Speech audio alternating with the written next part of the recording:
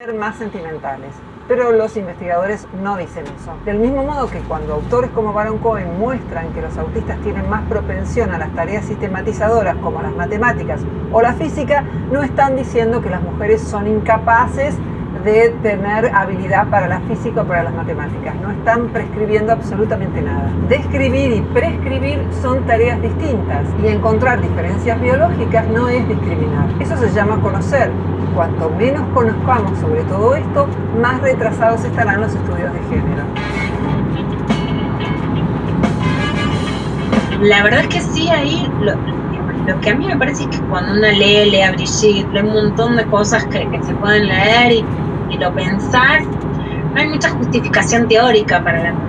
Si por justificación entendemos el apoyo a una creencia, por ejemplo, la creencia de que la monogamia cumplió una función a lo largo de la evolución de nuestra especie, hay varios científicos que justifican la monogamia. David Buss, por ejemplo. Pero eso no significa recomendarla. Si por justificación entendemos la recomendación ética de la monogamia, también la hay en grupos conservadores, incluso actuales, que dicen que hay que preservar la monogamia porque sería la única forma legítima de criar a los hijos. El problema es que si, tal como ocurre en el activismo de género hegemónico, cultivamos un reduccionismo sociológico y no tenemos en cuenta la biología, no podemos explicar por qué existe la monogamia. De hecho, las aguas están bastante divididas entre los científicos. Están, por ejemplo, los psicólogos David Buss y Marty Haselton, que creen que somos esencialmente una especie monogámica. Y está, por ejemplo, Robert Sapolsky, que cree que somos esencialmente polígamos.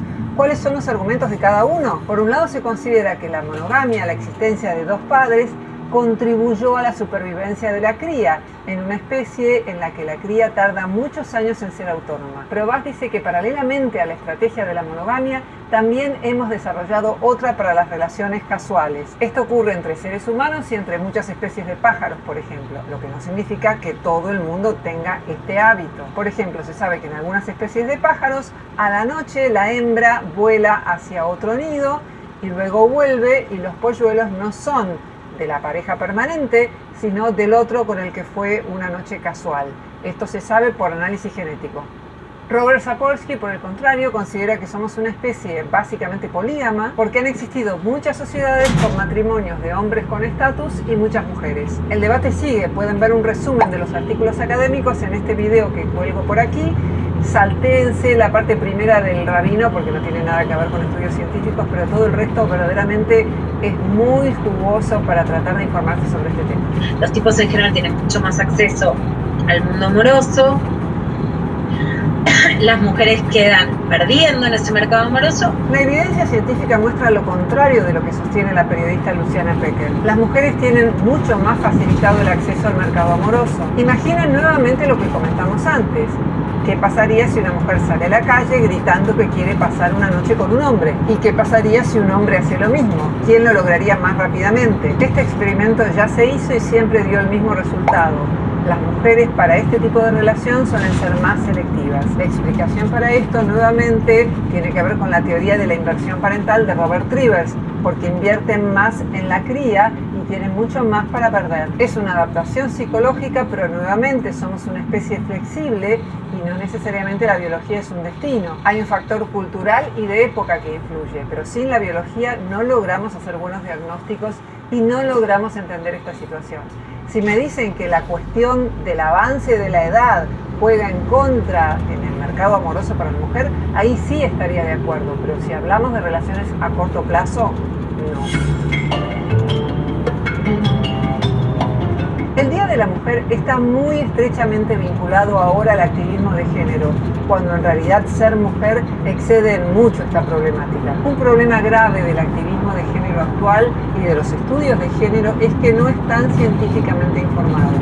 Carecen de una información básica en biología y en psicología de perspectiva evolucionista, lo que los lleva a realizar malos diagnósticos y a presuponer por default que todo lo que no pueden explicar obedece al machismo. Complementario a esto es el paradigma del constructivismo social que cultiva. narrativa, algo que en los casos más extremos las lleva a sostener que absolutamente todo es resultado de la cultura. Hay una realidad independientemente de nuestra percepción, y si queremos cambiar el mundo, primero debemos conocerlo. En el Día de la Mujer expreso mi deseo de que el activismo de género se informe sobre estos temas, amplíe sus lecturas hasta alcanzar a los científicos más representativos en estas disciplinas: David Bass, Jeffrey Miller, David P. Schmidt, Simon Baron Cohen, Richard Lipa, David Geary, Robert Trivers y tantos otros, y que no cancele lo que no encaja en su narrativa. Un movimiento que se cierra a la crítica deviene dogmático, y esta es la percepción que tienen muchos críticos del activismo de género en todo el mundo.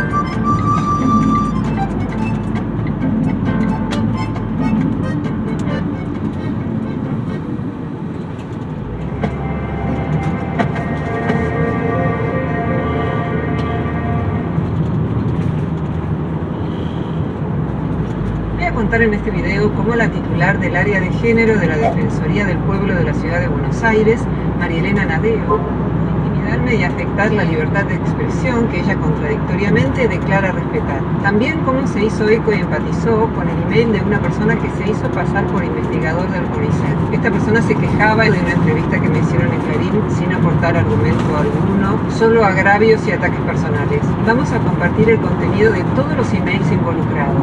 Llegaron a mi correo personal, o en el caso del que se hizo pasar por un investigador, lo mostraré porque comete una contravención, es decir, un acto contrario a la ley, básicamente porque usurpó la identidad de un individuo. Más allá de esta historia, voy a analizar los mecanismos subyacentes que conlleva y que comparten otras situaciones a las que estamos muy acostumbrados cotidianamente, se trate de conductas reñidas por la ley o cuestionables por razones éticas. El domingo 5 de junio de este año, 2021, el diario Clarín publicó una entrevista que me hizo a propósito de la aparición de mi libro El patriarcado no existe más. Allí expongo argumentos y remito, como suelo hacerlo habitualmente, a los artículos científicos que los respaldan, que aparecen citados para que el propio lector pueda consultarlos. No utilizo palabras despectivas, agravios ni ataques personales, como no los utilizo habitualmente. En el primer comentario del video les dejo el enlace al artículo. Una vez publicado, el diario compartió conmigo un email que aparecía firmado con el nombre Héctor Salvia. Esta persona se identificaba como investigador del CONICET y especialista en cuestiones de género. Un hombre que mostraba además que la titular del área de género de la Defensoría del Pueblo de la Ciudad de Buenos Aires había empatizado con sus dichos y prometía consultar en la dependencia pública en la que trabaja si correspondía mandar una nota al diario o no. Les cuento, para los que no viven en la Argentina, que la institución a la que aparece perteneciendo la persona que firma este email es el Consejo Nacional de Investigaciones Científicas y Técnicas de la Argentina, el máximo organismo de investigación del país. Yo no pongo las manos en el fuego por ningún investigador, pero les voy a leer algunos fragmentos para que vean que difícilmente un investigador utilice ese lenguaje. Así que enseguida intuí que ese email difícilmente hubiera sido escrito por un investigador, menos por Salvia, alguien a quien yo conozco personalmente y a quien escribí para ver si en efecto se trataba o no de un email escrito por él. Me respondió que no era suyo, y enseguida busqué si había otro investigador del mismo nombre.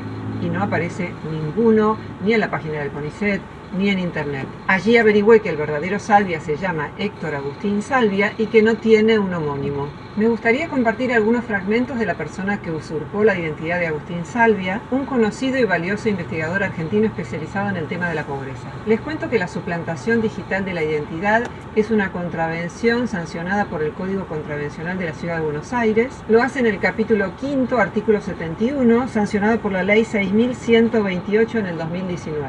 Les leo parte de la ley.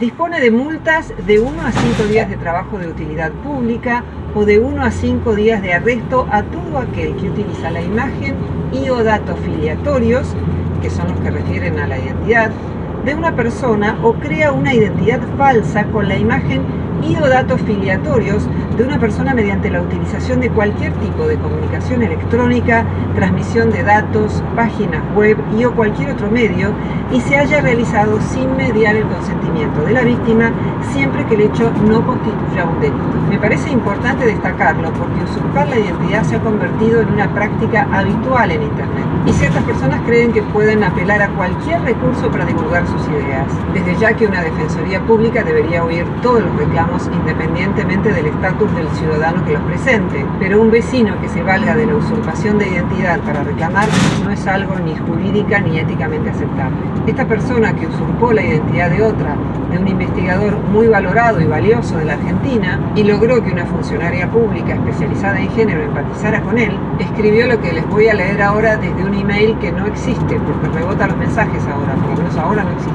Me parece importante leerlo porque si bien se trata de un email que no tiene un solo argumento, solo ataques personales, es suscrito por una funcionaria pública, la defensora de género de un organismo de derechos humanos de la Ciudad de Buenos Aires. La funcionaria sugiere en sus emails que podría mandar una nota. Esa palabra usa, ignoro si se trata de una admonición, que es un discurso en el que se hace ver un mal y se invita a corregirse, una amonestación o qué. No parece que se trate de un derecho a réplica en el que se debatan ideas y argumentos, sino una cuestión disciplinaria e intimidatoria. El email de la persona que quiso hacerse pasar por un investigador dice en la parte de asunto: pero la Defensoría de Género sobre la nota de Clarín haciendo apología de la desigualdad de género. Me gustaría que me dijera en qué parte de esa entrevista hago una apología de la desigualdad de género porque no logro identificar esa frase. Les leo cómo comienza la carta. Estimados señores de la Defensoría de Género de la Ciudad, se comunica con ustedes el investigador del CONICET en desigualdad de género laboral y privada, Héctor Salvia. Fin de la cita. Así que no solo usurpa una identidad, la de un investigador del CONICET, sino que se presenta como especialista en cuestiones de género, aun cuando el auténtico se dedica a otros temas, no a la desigualdad de género. Cito: ayer salió publicada una nota agresiva y violenta que pone el enlace. Fin de la cita. Me gustaría que reprodujera alguna frase que tuviera esas características porque no lo hace. Sigo. Allí se hace una apología de una pseudo Esther Vilar de este tiempo, Roxana Kramer. Fin de la cita. Apología, no veo que el periodista me elogie, apenas me hace una entrevista, formula preguntas. Pareciera que a la persona que escribió la carta le molestara el mero hecho de que me entreviste. Que me considere una pseudo Esther Vilar de este tiempo para mí es un honor. Esther Vilar fue la primera persona que criticó con buenos argumentos el activismo de género de la década del 70 del siglo pasado. Aun cuando yo no comparta todo lo que dice, hicimos un video dedicado al varón domado, el libro que escribió Esther Vilar, y pueden verlo en este canal. Sigo con el email. Recurre a argumentos agresivos y falsos contra la lucha mundial y local del activismo de género en Occidente. Ni hablemos de Oriente porque la nota se invalida doblemente. Fin de la cita. Yo no hablé de Oriente porque en muchos países musulmanes sí hay patriarcado y estaba presentando mi libro El patriarcado no existe más, que refiere, tal como explícitamente lo dice, a los países occidentales. Nuevamente, ¿cuáles serían esos argumentos míos tan virulentos? Porque no logra citar uno solo. Digo con el email.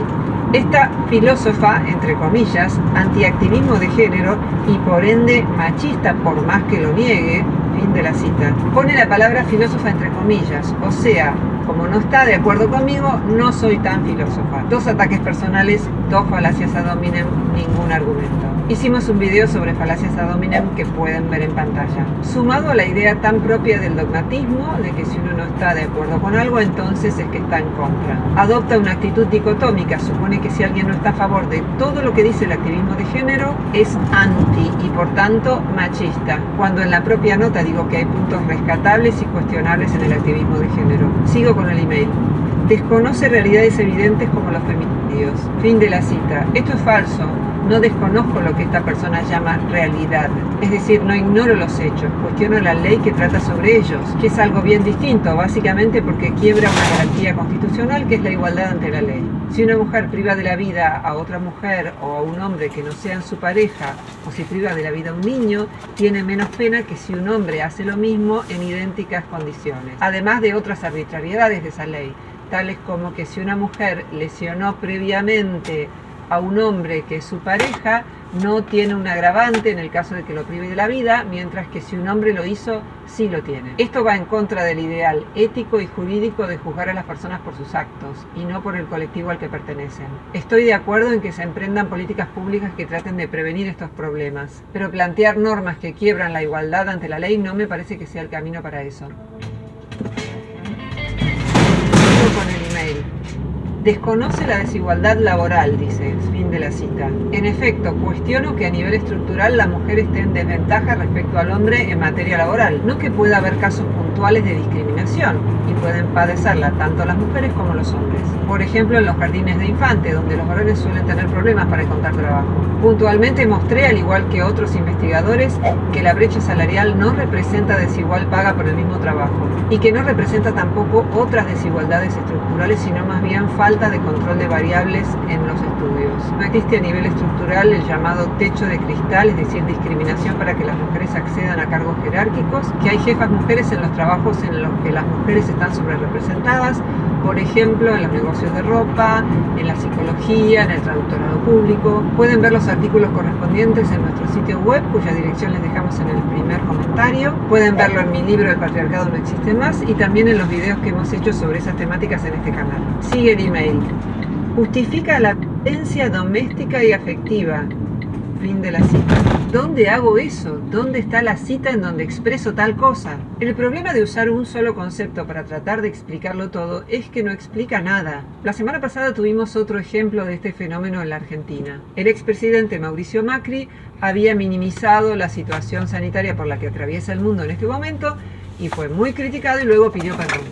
Pero para la intendenta de Quilmes, Mayra Mendoza, eso fue, cito, expresión de la cruel masculinidad hegemónica del típico hombre que golpea y luego te pide perdón, pero como pertinentemente puntualizó el escritor Marcelo Birmacher en Radio Mitre, son temas distintos. La funcionaria banaliza estos casos de quienes sufren lesiones y son privados de la vida. Quien escribió este email a una funcionaria pública para protestar por un artículo con el que discrepaba, también banaliza estas situaciones equiparándolas todas a lo mismo. Sigue el email. Y hasta llega a decir que el activismo de género conduce a la derecha, culpándolo y no al libertarianismo ultraconservador patriarcal. Fin de la cita. Culpo a ambos, pero es lógico que las personas de derecha promuevan la derecha, no tanto que grupos que se autodefinen como de izquierda, como es el caso del activismo de género hegemónico, logren el objetivo contrario al que se proponen, que era justamente la idea central de la entrevista, lo nuevo si se quiere. ¿Qué sentido tendría hacer una nota diciendo la derecha promueve a la derecha y la izquierda promueve a la izquierda? Sigo leyendo el email. Si vamos a esto como sociedad, penoso, dice, fin de la cita. La palabra penoso describe un estado emocional, es una mera descalificación, no es un argumento. Hasta ahora no veo ningún argumento. Sigo leyendo. Pero penoso que se le dé letra a este tipo de argumentos, pone la palabra argumentos entre comillas, fin de la cita. O sea, lo que le parece penoso a esta persona es que lo que yo opino sea expresado en un medio de difusión. Las ideas con las que uno discrepa no deberían ser divulgadas para esta persona, simplemente deberían ser silenciadas. Sigue diciendo la carta con la que veremos que empatiza después la funcionaria pública. Argumentos que solo esconden un miedo masculino y perverso a perder el propio lugar dominante frente a las mujeres, o sea, miedo a las mujeres y a quedar expuestos. Fin de la cita. Pero yo soy mujer, yo tengo un miedo masculino y perverso. Perverso entre paréntesis porque hace como media frase que no agraviaba. O sea, ¿yo tengo miedo a las mujeres? Más bien lo que parece no comprender es que pueda haber discrepancia entre las mismas mujeres, que no seamos un club homogéneo y compacto que expulsa a sus herejes. Sigue diciendo: pero irónicamente, al escribir estas notas y al aprobar su publicación, quedan aún más expuestos, hacen el ridículo y se ponen por fuera del cambio social que recorre el mundo. Fin de la cita. Para algunos será ridículo, para otros no. Respecto al cambio que recorre el mundo, no hay una sola perspectiva ética y política respecto a esto. Y justamente de eso hablaba la nota, de que cada vez hay más personas que cuestionan al activismo de género hegemónico, al punto de que esto contribuye a que gane la derecha en España a través de las propuestas de Vox, a través de las propuestas de Ayuso, la nueva intendenta de Madrid. En Brasil, di ejemplos concretos que esta persona omite por completo. Sigue diciendo el email: ¿qué hacen los editores de género para evitar estas notas o escracharlas? Fin de la cita. ¿Por qué deberían evitarlas o peor, escracharlas? Además, la voz del activismo de género hegemónico está por doquier en la prensa. Espacios como el de la entrevista que me hicieron, que agradezco, son completamente infrecuentes, excepcionales. Pero tanto la persona que escribió el email como la funcionaria que dice solidarizarse con él, ¿acaso piensan que este tipo de perspectiva debería ser evitada e incluso escrachada? El artículo 14 de la Constitución Nacional Argentina garantiza la libertad de expresión, y también lo hace el artículo 13 de la Convención Americana de Derechos Humanos, a la que suscribió la Argentina. De modo que es extraño que una funcionaria pública diga que se solidariza con el contenido de una carta que propone silenciar una perspectiva diversa e incluso escracharla, y que luego esa funcionaria redoble la apuesta y me escriba a mí diciendo que consultará en el organismo para el que trabaja para ver si envían una nota al diario, para acto seguido, en el siguiente párrafo, declarar que ella está a favor de la libertad de expresión. Pero si uno está a favor de la libertad de expresión, no dice que va a consultar en el organismo para el que trabaja para ver si presentan una nota en el diario, meramente porque existen ideas que no comparte. La libertad de expresión postula justamente la posibilidad de expresar diversos puntos de vista, y no el de evitar o escrachar perspectivas que no se comparten. Sigue diciendo el email: ¿qué opina el personal femenino y el masculino que vea la desigualdad cotidiana en su propio trabajo, en la violencia de trato hacia las redactoras mujeres y en la discrecionalidad con que se les exige más trabajo a las mujeres del diario que a los hombres? Fin de la cita. ¿De qué está hablando? ¿Por qué no dice algo puntual? ¿Por qué no denuncia una situación puntual? ¿Cómo conoce tan de adentro la situación de las periodistas de este diario? ¿Cuál es la evidencia de que a las mujeres se les da más trabajo en un diario por el mero hecho de ser mujeres? Sigue diciendo: ¿quién permite que salgan estos contenidos de pésima calaña y baja calidad ética, estética y social? Fin de la cita. Personas que creen en la libertad de expresión, esas son las que lo permiten. No me queda clara la parte estética del asunto. Sigue diciendo: esto no es provocación. La provocación es rebelde, progresista y busca mejorar el mundo, no extender las desigualdades existentes con argumentos confusos. Fin de la cita. Si los argumentos son confusos, uno debería buscar qué otras cosas escribió esa persona para tratar de aclararlos. Pero esta persona no parece muy interesada en ampliar su perspectiva sobre el tema. Y la cuestión es que no todos pensamos que el mundo se mejora del mismo modo, aunque a menudo coincidimos en el destino final, que es el del bienestar para el mayor número posible de personas. Tampoco me queda claro de qué manera yo extendería las desigualdades existentes. Supongamos que alguien dice: el rey camina sin ropas, y alguien dijera: esto es inconcebible, alguien se niega a reconocer que el rey está vestido. Indignarse, realizar ataques personales y emocionales no es la manera de averiguar si el rey está vestido. Hacer un análisis empírico de la situación sí lo es. Sigue diciendo: estas notas muestran además falsedad informativa, o sea, no es periodismo bien hecho.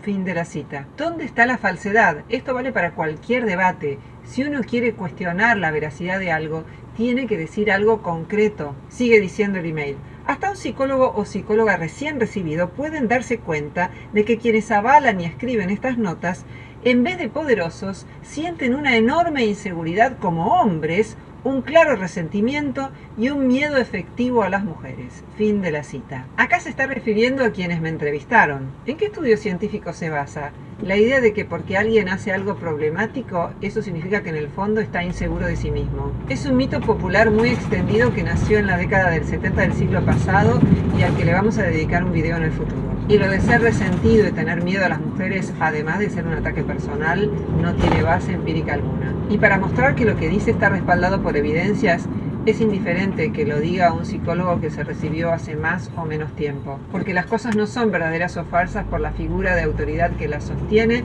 sino por la evidencia empírica que las respalda. Sigue diciendo el email: lean la nota, huelgan los análisis de lo que se invalida solo. Fin de la cita. ¿Para qué vamos a hacer un análisis detallado de argumentos? Es muy evidente que se invalida sola la entrevista, dice. Pero otros podrían verlo de otra manera, de modo que deberemos apelar a otros recursos que decir, pero es evidente que es así. Y termina diciendo el email: por favor tomen cartas en el asunto y pidan explicaciones o remitan el caso al departamento legal. Firmado atentamente, HS, y firma con las iniciales de otra persona, de un investigador del CONICET, al que le atribuye una especialidad que no tiene, y no firma con la adscripción institucional, que es como lo hace cualquier investigador.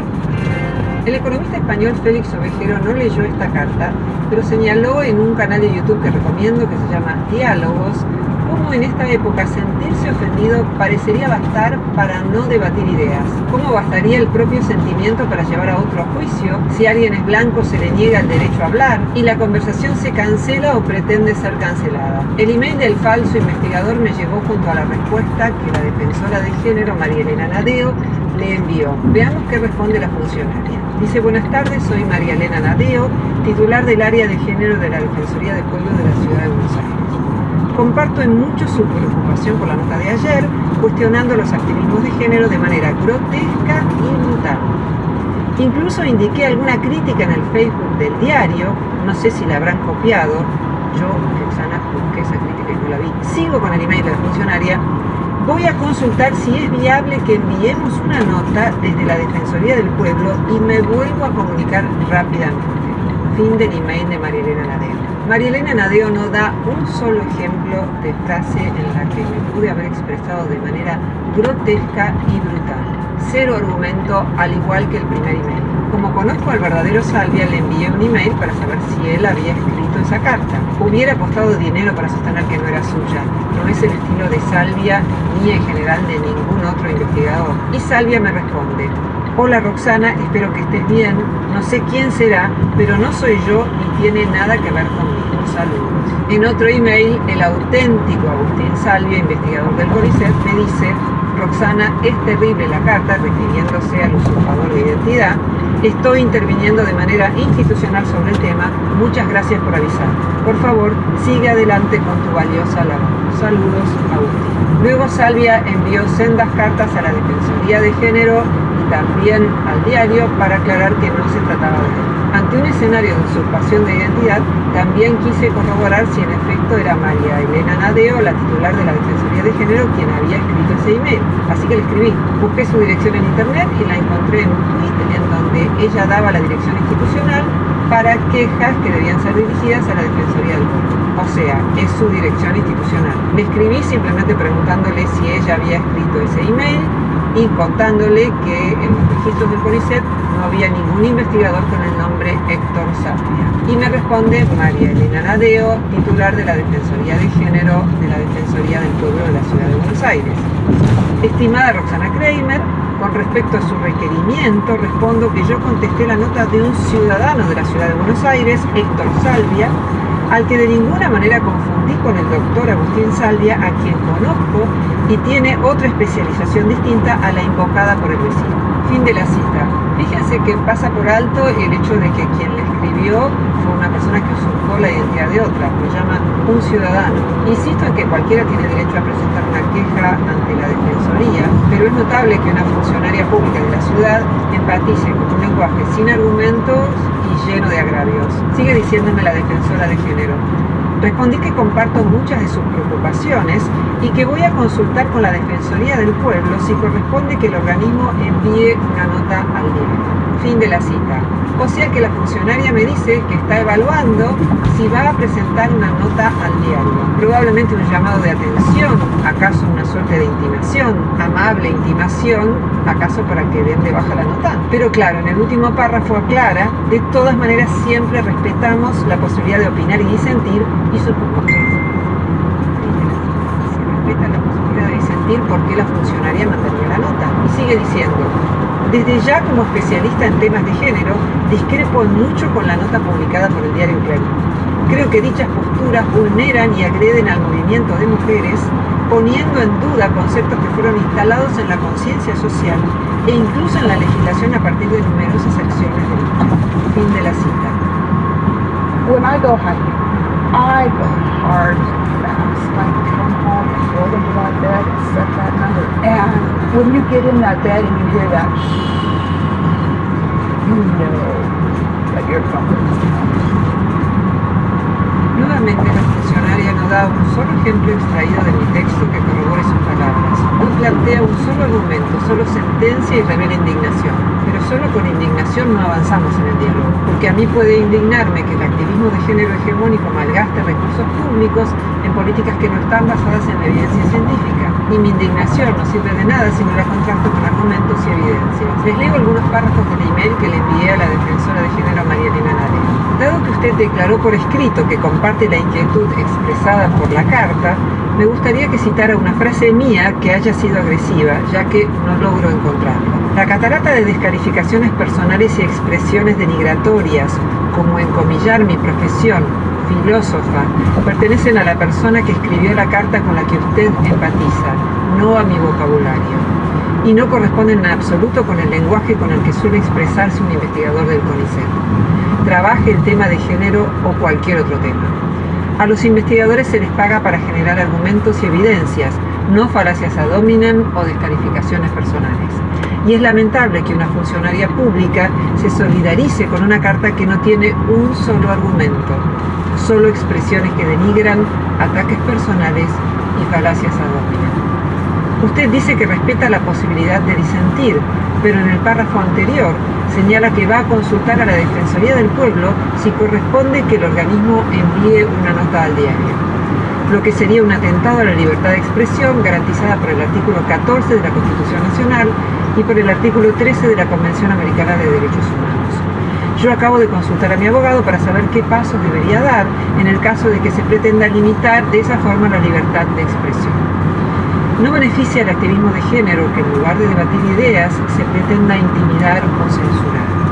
Pertenezco a una corriente que defiende de manera no corporativa los derechos de las mujeres e incorpora los derechos humanos de los hombres, que tienen sus propias desventajas y padecen formas de discriminación particulares, algo que no niega las desventajas ni la discriminación que pueden padecer las mujeres.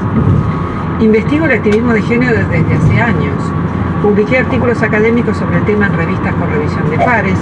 Acabo de publicar un libro de 500 páginas que es el resultado de años de investigación y tiene un formato académico, puesto que toda afirmación empírica está respaldada por estudios académicos.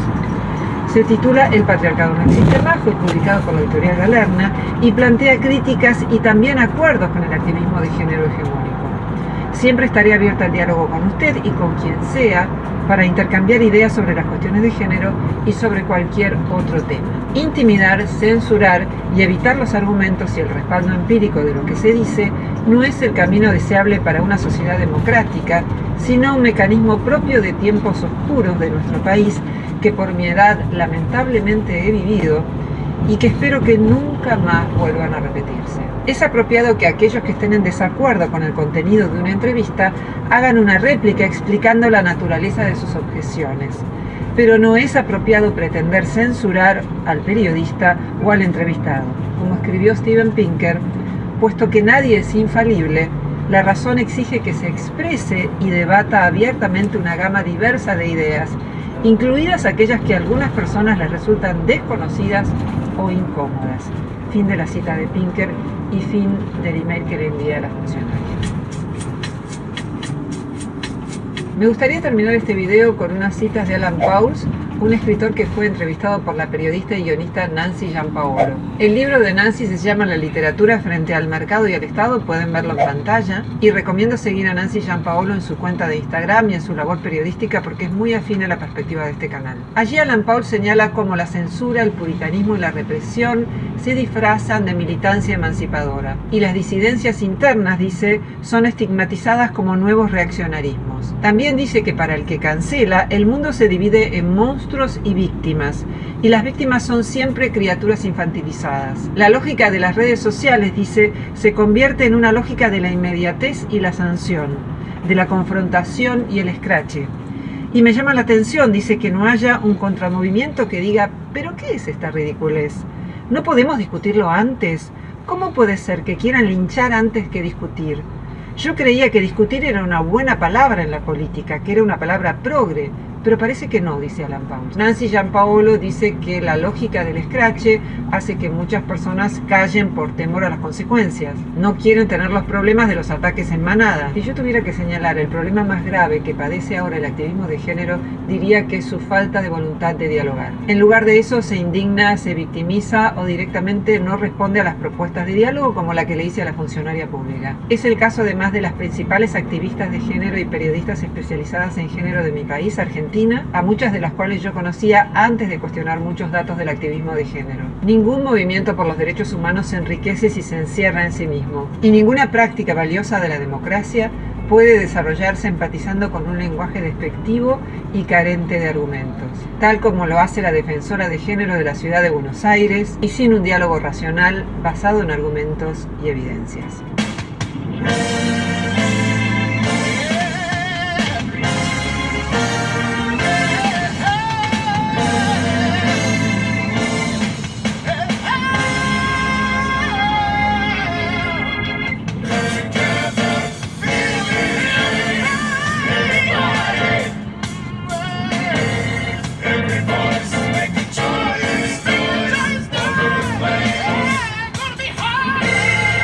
Come together.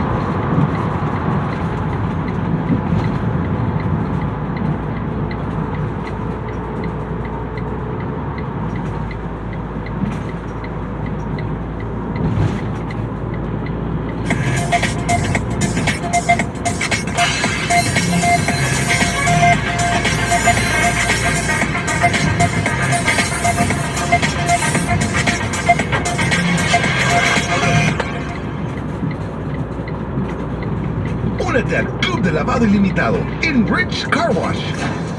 Por el precio de 2 lavadas al mes, tú puedes unirte al